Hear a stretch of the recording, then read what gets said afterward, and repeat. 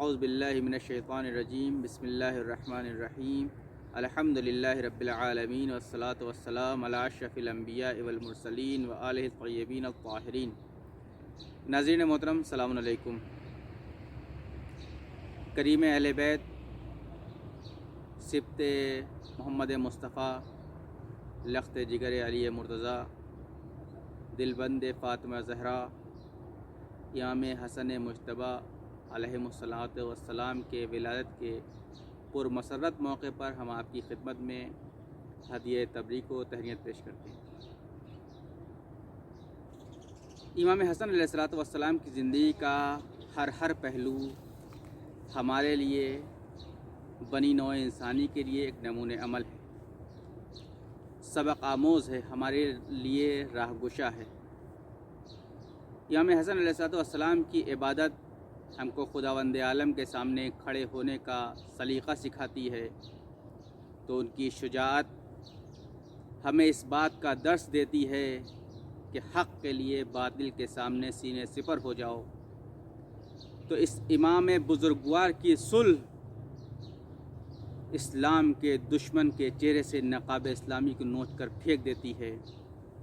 آپ کی بذل، آپ کی بخشش، آپ کا انفاق ہمیں انفاق کرنے کا سلیقہ بتاتی ہے۔ روایات میں ہے کہ امام حسن علیہ السلام کی یہ سیرت تھی کہ وہ ہمیشہ دوسروں کی خبرگیری کیا کرتے تھے۔ بعض مورخین نے لکھا ہے کہ آپ نے اپنی زندگی میں کئی بار، ایک دو بار نہیں، کئی بار متعدد جگہوں پر اپنی زندگی کا سارا سرمایہ، اپنا سارا مال راہ خداوندی میں خرچ کر دیا۔ آپ کی یہ سیرت تھی کہ کبھی کسی سائل کو اپنے در سے خالی ہاتھ واپس نہیں پلٹایا۔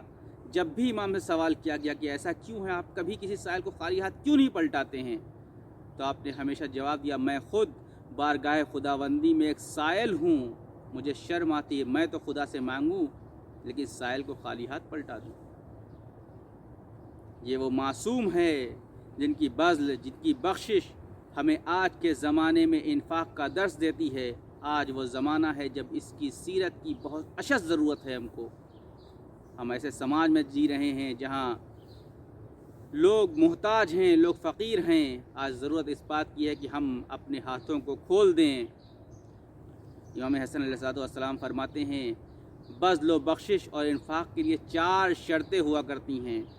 اگر ان 4 شرطوں کے ساتھ بذل و بخشش انجام پائے تو واقعاً وہ خداوند عالم کے نزدیک بارزش ہے۔ انفاق کی سب سے پہلی شرط یہ ہے کہ انفاق کو ٹائم پر کیا جائے۔ انفاق کرنے والا انفاق کرنے میں دیری نہ کرے۔ کیوں؟ کیونکہ کچھ چیزیں ایسی ہوتی ہیں کہ جب ان میں دیری ہو جاتی ہے تو ان کا کوئی مول نہیں رہ جاتا ہے، ان کی کوئی ارزش نہیں رہ جاتی ہے۔ اگر کوئی انسان مر جائے، اس کے بعد اس کے ورثہ کو اس کے علاج کے پیسے دیے جائیں تو اس کا کوئی مطلب نہیں ہے۔ بھوک مٹ جانے کے بعد غذا کا انفاق کرنے کا کوئی مول نہیں ہے۔ تو ضرورت اس بات کی ہے کہ وقت پر، ٹائم پر، جب ضرورت ہے تب انفاق کیا جائے۔ دوسری شرط یہ ہے کہ جو انفاق کر رہا ہے وہ انفاق کرنے کے بعد احسان نہ جتائے۔ ہم کہتے ہیں کہ اگر انسان احسان جتا رہا ہے تو اپنے اعمال کو خداوند عالم کے نزدیک بے ارزش کیے دے رہا ہے۔ احسان جتانا انفاق کے لیے صحیح نہیں ہے، انفاق کرنا ہے بدون احسان۔ تیسری شرط یہ ہے کہ جو انسان انفاق کر رہا ہے، وہ انفاق کرنے والا، اس کے دل میں یہ خیال ہو، اس کے اندر یہ عقیدہ ہو انفاق کرنے کے اوپر، یعنی وہ جب انفاق کرے تو اس کے اندر یہ احساس، یہ خیال نہیں ہونا چاہیے کہ ہمارے پاس سے کچھ چلا گیا، بلکہ احساس اور خیال یہ ہونا چاہیے جو ہم نے دے دیا وہی ہمارے پاس بچ کے رہ گیا۔ امام حسن علیہ السلام فرماتے ہیں کہ اگر کوئی انسان اس طرح سے انفاق کرے کہ اس کو یہ لگے کہ ہم نے جو دے دیا وہ چلا گیا، تو اس کو سخی نہیں کہا جائے گا بلکہ وہ بخیل ہے۔ سخی تو وہ شخص ہے جو دینے کے بعد یہ احساس کرے کہ جو ہم نے دے دیا ہے وہی باقی رہ گیا ہے۔ کیوں؟ کیونکہ خداوند عالم کے نزدیک، خداوند عالم کی بارگاہ میں، خداوند عالم کی راہ میں جو مال خرچ کر دیا جاتا ہے وہی مال باقی رہ جانے والا ہے، اور جو اس کے علاوہ خرچ کیا جاتا ہے وہ سب فنا ہو جانے والا ہے۔ آج کے زمانے میں ہمیں ضرورت ہے اس بات کی کہ ہم سیرت حسنی کی پیروی کریں، انفاق کے لیے اپنے دروازوں کو، اپنے راہوں کو، اپنی جیبوں کو کھول دیں۔